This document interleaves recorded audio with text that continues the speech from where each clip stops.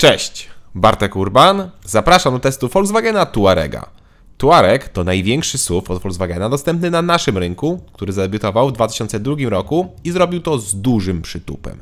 Żeby nie powiedzieć ogromnym, bowiem był to czas, kiedy Ferdynand Piech, czyli obecny wtedy prezes Volkswagena, miał fantazję. Miał fantazję, bo przykładowo w Touaregu pierwszej generacji były takie silniki jak 6-litrowe benzynowe W12 czy 5-litrowy turbodiesel V10. Poza tym były silniki V6, V8, a także i R5. Tak jak mówię, to były czasy.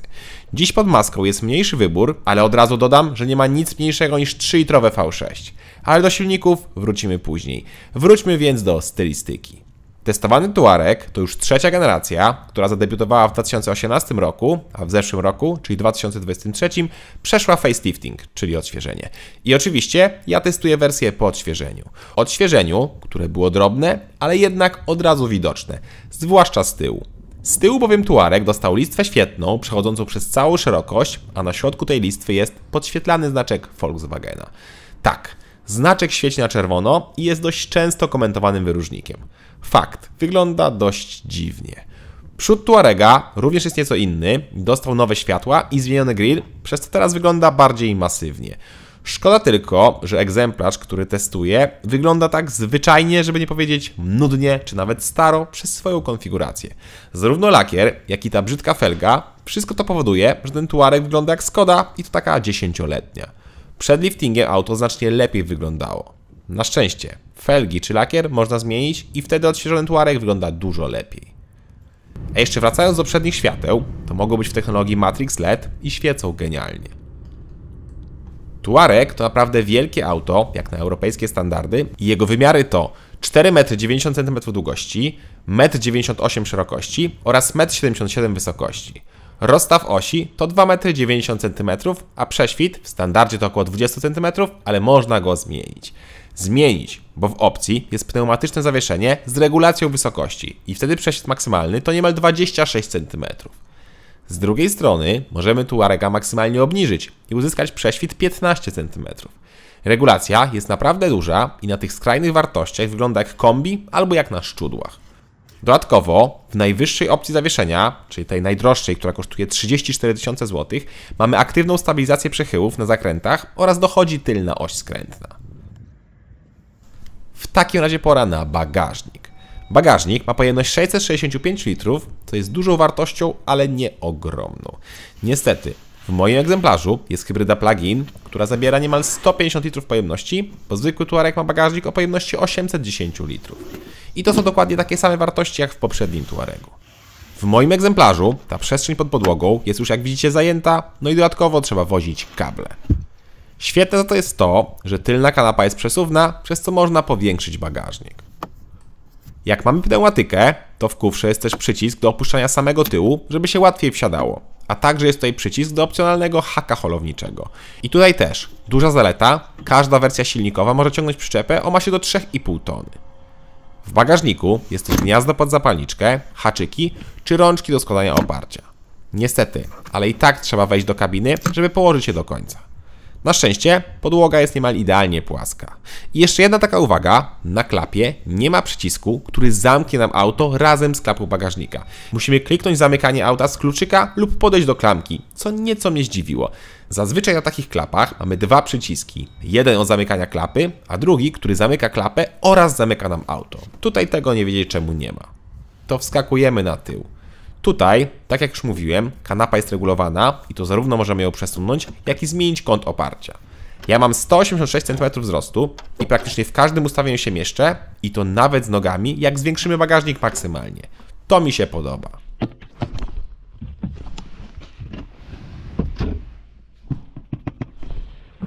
Mamy też podłokietnik z miejscami na napoje, dwie oddzielne strefy klimatyzacji, złącza USB, złącze pod zapalniczkę i nawet gniazdo 230. Gazetowniki, szklany dach czy rolety. No jest tutaj wszystko. Oczywiście w opcji, bo w standardzie nie ma stref klimatyzacji na tyle, gniazda 230 czy rolet.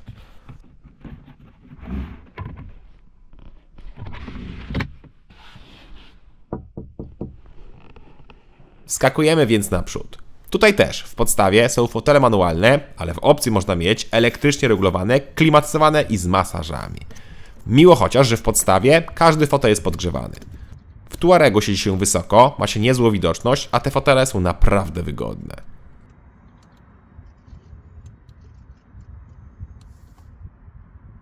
W takim razie pora na deskę rozdzielczą. Tutaj podobnie jak i z zewnątrz, tak i wewnątrz nie ma rewolucji. Chociaż w zasadzie nie. Deska jest niemal identyczna jak przed liftem, ja tutaj nie znalazłem różnic. Ale to nie jest wada, bo akurat to wnętrze jest bardzo dobre. To znaczy, ten ekran na środku jest chyba aż za duży, bo ma aż 15 cali, ale deska wygląda moim zdaniem dobrze, jest ładna, nic nie wystaje poza obrys jej, a ekran jest dobrze wkomponowany. Jeszcze jakby system działał nieco szybciej, to byłoby idealnie, bo ten ma opóźnienia, które czasami lekko denerwują. To, co również mi się przydarzyło, to na widoku z góry, z bocznych kamer nie było obrazu. Dziwne. No i klasycznie, ponarzekam na brak fizycznych przycisków od klimatyzacji czy audio. Trzeba klikać po ekranie. Audio można obsłużyć też z kierownicy, ale niestety tutaj są przyciski dotykowe, które dodatkowo wibrują, no ale niestety ciężko się je obsługuje. Tutaj też powinny być fizyczne przyciski. Drugi ekran to cyfrowe zegary, które są proste, ładne i czytelne. Mamy kilka motywów oraz mnóstwo konfiguracji, przez co każdy znajdzie coś dla siebie. W opcji jest też możliwość włączenia widoku nocnego, czyli kamery noktowizyjnej, która sprawdza się świetnie.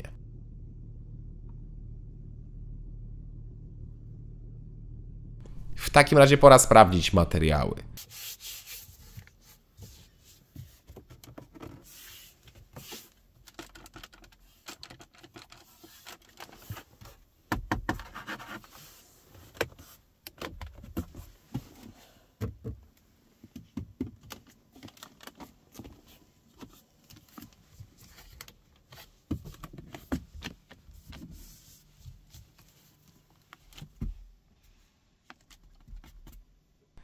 No i tutaj niestety mam problem. Volkswagen nazywa Tuarega SUV-em klasy premium, a tego w kabinie moim zdaniem nie czuć. Materiały są zwyczajne, dół deski jest bardzo twardy, czasami coś skrzypi, jest dużo piano black, no nie jest to moim zdaniem poziom klasy premium. To pora na schowki, a potem zaglądamy pod maskę.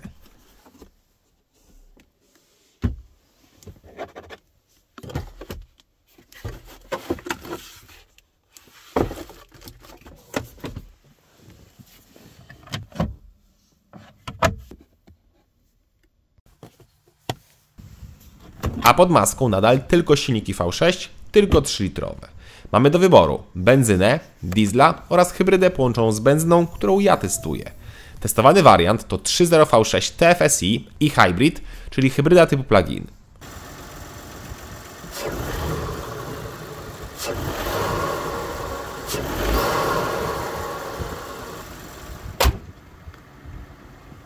Czyli mamy 3-litrową benzynę turbo o mocy 340 koni oraz silnik elektryczny o mocy 136 koni. Z racji, że te wartości się nie sumują, to auto ma łącznie 381 koni. Do tego jest oczywiście napęd na wszystkie koła oraz automatyczna 8-biegowa przekładnia Tiptronic. A to oznacza przyspieszenie do pierwszej setki w czasie 5,9 sekundy. Pora to sprawdzić.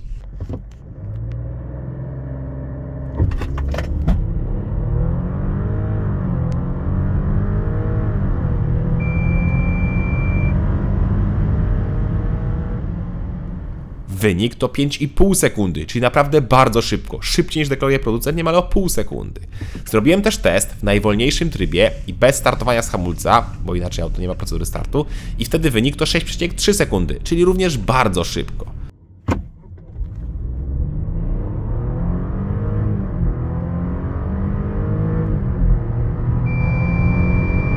Co więcej, zrobiłem też test, jak rozładował się akumulator i wtedy czasy były dokładnie takie same. I to zarówno od 0 do 100, jak i od 50 do 150. Czas takiego przyspieszenia od 50 do 150 to 9,6 sekundy, a czas od 100 do 200 to 16,8 sekundy, czyli naprawdę bardzo szybko, jak na takiego kloca. Kloca, bo auto jest bardzo ciężkie. Waga testowanej sztuki to 2443 kg, niemal 2,5 tony. Podczas gdy Tuareg z tą samą benzyną, ale bez hybrydy, waży 2055 kg, czyli elektryfikacja dodała niemal 400 kg. Bez sensu. Bez sensu, bo na samym prądzie ciężko jest zrobić więcej niż 30 km, a deklarowany zasięg to około 51 km. No ale tak jak mówię, ja nigdy nie zrobiłem więcej niż 30. I co ciekawe, Touareg jako jedyny z trójki bliźniaków, czyli z Audi Q7 oraz Porsche Cayenne, dostał mniejszy akumulator o pojemności 14,3 kWh, podczas gdy pozostali dostali 22 kWh. To jest o 30% mniej. Co prawda, tam pewnie masa byłaby jeszcze większa, ale przynajmniej zasięg faktycznie byłby już na poziomie 50 km. A auto bez prądu, ekonomiczne nie jest. W mieście, jak miałem prąd, to robiłem wyniki na poziomie nieco ponad 9 litrów na 100 km.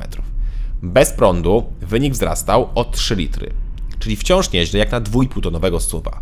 Plus też, że bak ma 75 litrów w podstawie, ale można go powiększyć do 90 litrów.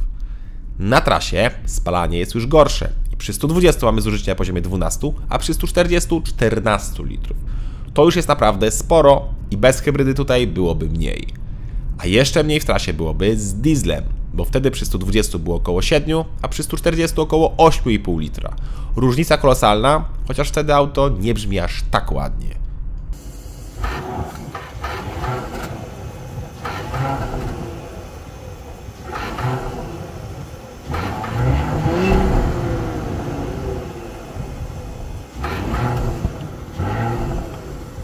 W ogóle słychać, jak ten wydech jest tak zdławiony, bo brzmi jak taki dziki kocur, ale zamknięty w klatce i ta klatka jest owinięta matą wygłuszającą. Szkoda też zwłoki na skrzyni biegów, która jest. I to czasami naprawdę duża. Zwłaszcza, że silnik bardzo często się wyłącza, co powoduje dodatkowe opóźnienie.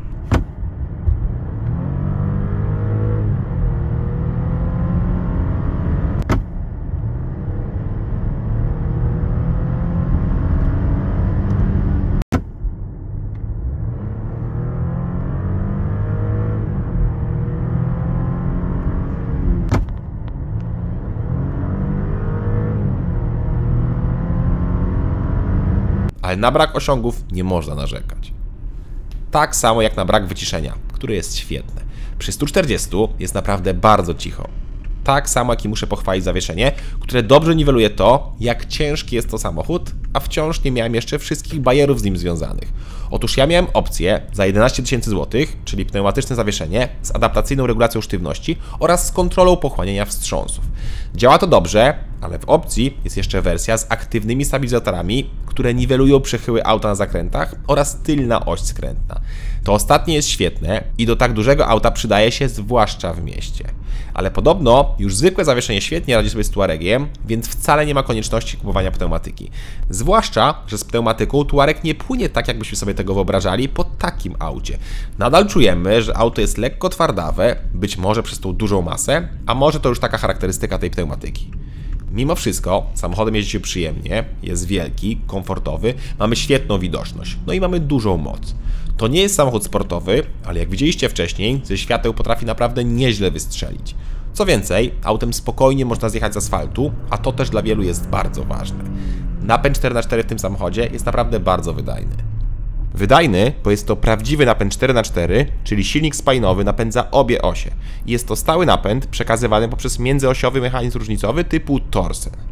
Sama hybryda też działa bardzo płynnie, praktycznie niezauważalnie przełącza się pomiędzy silnikiem spalinowym a elektrycznym, a dodatkowo silnik spalinowy, V6, delikatnie sobie mruczy.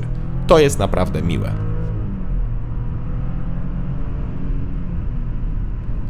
Jest jednak parę rzeczy, które mnie denerwowały. Jedno z nich to czujnik deszczu, który nie działał mi w tym samochodzie albo go po prostu nie było.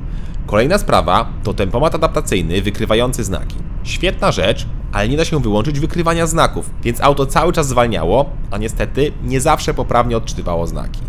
Trzecia rzecz to położenie pedału gazu względem pedału hamulca. Gaz jest dużo niżej, przez co nogę jakoś mocniej podnosimy niż w innych samochodach. To ostatnie to nie wiem, czy to tylko moja obserwacja i jakieś moje spaczenie, czy inni też to zauważyli, ale jakoś mnie to denerwowało. No i pora na cenę. Ta też potrafi lekko zdenerwować. Otóż podstawowy Touareg z silnikiem 3.0 V6 TDI o mocy 231 koni kosztuje 316 000 złotych. Dopłata do większej mocy 286 koni to 10 000 złotych. Jak chcemy kupić benzynę 3.0 V6 o mocy 340 koni, to trzeba wyłożyć 338 000 złotych. A za hybrydę trzeba zapłacić 403 lub 441 000 złotych.